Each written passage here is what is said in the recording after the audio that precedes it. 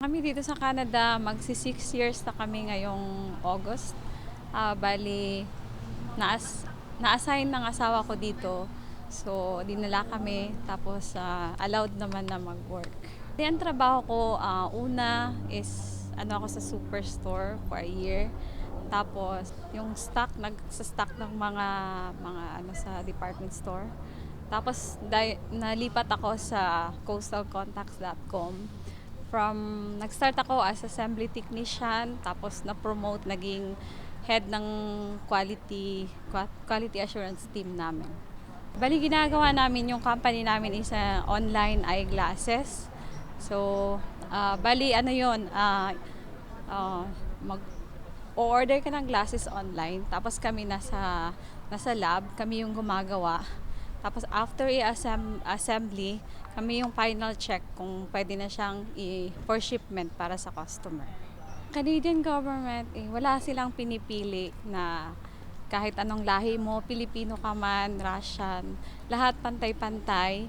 Tapos, ang maganda kasi dito, lalo na kung may anak ka, mas yung mga privilege ay ibibigay nila sa mga bata na isa sa dito gusto ko is hindi na ako mag-iisip sa about tuition monthly kasi libre hanggang high school, plus may allowance pa yung mga bata. Hindi namin nakukuha yung whole benefits kasi nga depende kung may bracket kasi sa family of 4 lampas ang income namin. So pero pa rin ako, thankful pa rin ako kasi sa education pa lang tsaka sa mga sports activities, libre na siya.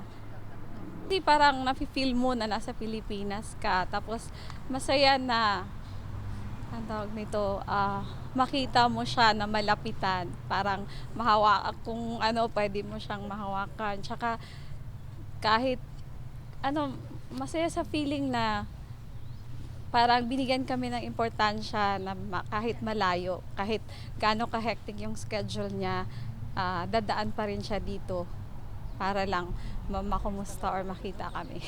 Excited ako. Para sa Pangulo, naniniwala naman ako sa kanya. Mula sa pulpa, kahit anong sabihin ng tao, alam ko na yung heart niya, pure yung heart niya. Alam mo naman sa atin, di mo maano na may maninira kahit gaano ka mabuting tao, 'di ba?